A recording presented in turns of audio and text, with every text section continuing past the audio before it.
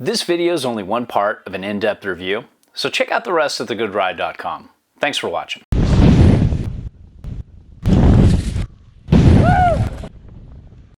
Welcome to The Good Ride, where we're porn for snowboard gear, but it's the kind of porn you don't have to watch in private. I'm James Beastie, and this is the Megafish, a massive board, almost as tall as me. And I rode this with my Burton Kendos and Union Atlas. Got this on the same day as the Whiskey Jack. Elevated was in town, so I grabbed this for a day and put a little bit of time on this and a lot more time on the Whiskey Jack, mainly because I understood this and it was really easy at first turn to get to know it, where the Whiskey Jack took most of the day. The conditions were pretty good spring conditions, firm to hard in some areas, but most areas were edgeable and fun, kind of medium snow, to some soft but really fun carvy, and only a few areas that were starting to get on that side of slush. And to give you a short summary, this is a big bomber board that's primarily made for POW, but is no slouch on groomers. Just like its counterpart, the Red Tail Hawk, it's definitely a POW board first, but it is a good, hard turning, hard charging groomer board second, and doesn't necessarily just have to sit on the shelf or sit in your garage till a powder day arrives. When it comes to sizing, this can fit a pretty big foot, but my size 9 was not having a terrible time turning this and handling this and throwing it around. It was much easier than I thought for its size. Even Davey, who's been helping with the site, he's like 6'4", I think, like 250, and has a size 12 boot, and he had no problem riding this board. So this can handle littler guys, medium-sized guys like me, big guys like Davey, and maybe even a little smaller. But the smaller you get, the harder it's going to be to manage. When it comes to the shape, it's very tapered, very directional, a big-ass nose, a swallowtail, and it's really set back on board. And that truly is snow surf. That is where you're so far back on the tail, like you would be on a surfboard. You kind of get a little bit of that surf feel when you're on snow. Now with the Camber profile, it's just flat to some early rise, and as you can see, there's a good bit of early rise near the tail, and the same goes for the nose. So it's a very stable profile. It's a very forgiving ride that allows you to skid turns. It's very big though, so the skidding out on a turn here is easy to do. It just takes a long time for it to happen. So you gotta stay on your game a little bit more with a board this size, and it's not ideal for beginners or intermediates still. Now let's talk flex here. Let's start from the center. Pretty medium, no, I would say stiff. But then as you get into the nose here, it really bends. There's a lot of nose there. Tail, pretty stiff. Little softer than the middle, but pretty stiff overall.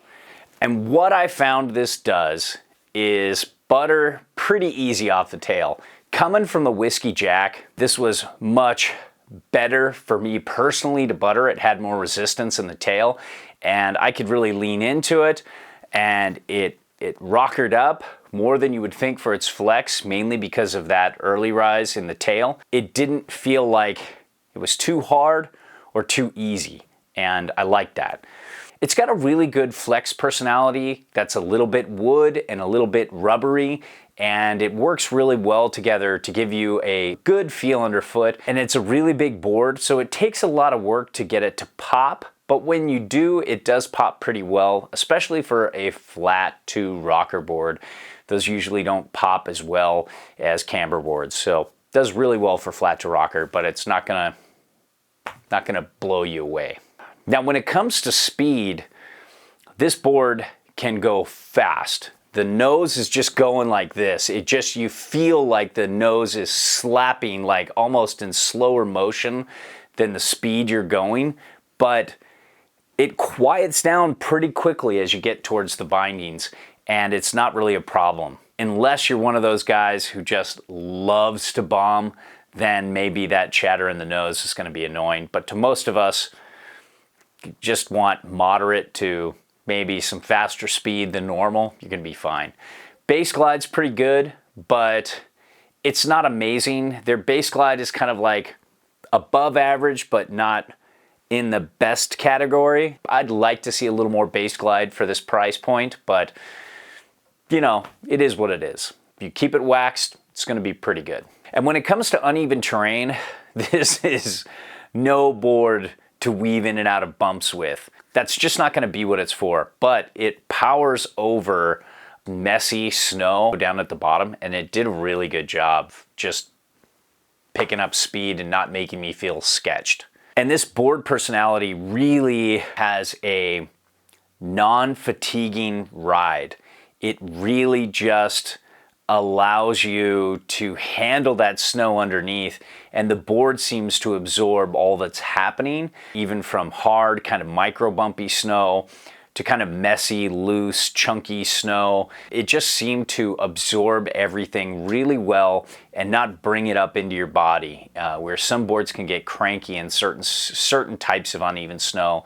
This seems to take it all with stride. Now, when it comes to edge hold, I just don't think it's like amazing, but it's kind of on that borderline between being good in hard snow if you dial it back a little bit, or really know how to get your twist on and really sink those edges into the snow.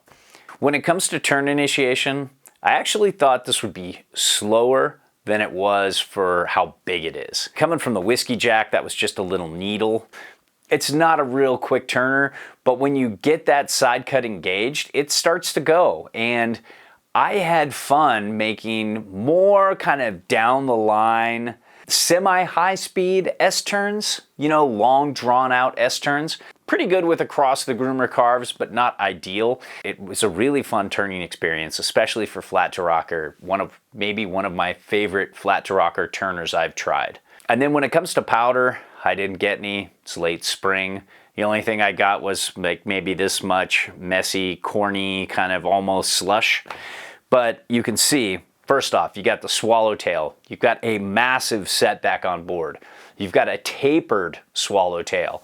You've got a big, wide-ass, long nose. Just really just kind of made for powder. This is just the ultimate in powder. If this had a little faster base glide, it would be perfect, but it's still like in that upper tier of excellence.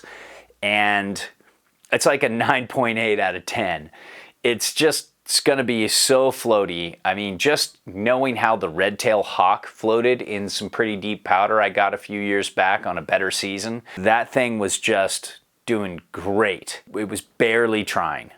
This is so much bigger. I just wouldn't even worry about setting it back. Just keep the same stance every day, and you're going to have great float.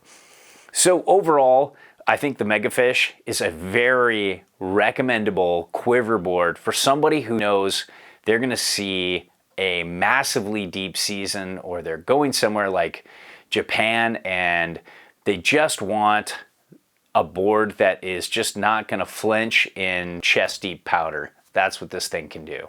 All our reviews are a best effort, objective opinion from an average rider's perspective. There's no brand oversight, and we're free to say whatever we want. We send back everything unless it's a favorite, then we ask to keep those or straight up buy them. Now, if you need advice, fill out the eHarmony profile in the Contact Us section of the site. It's the only way I can help you properly. If you want to support us, and if what we reviewed appeals to you, it helps if you buy through our links. So, thanks for watching.